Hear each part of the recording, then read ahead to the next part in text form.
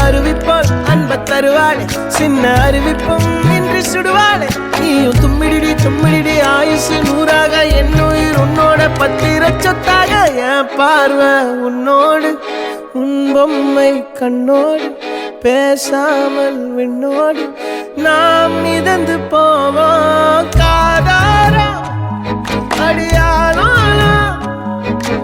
நான் தாங்க மாறோடு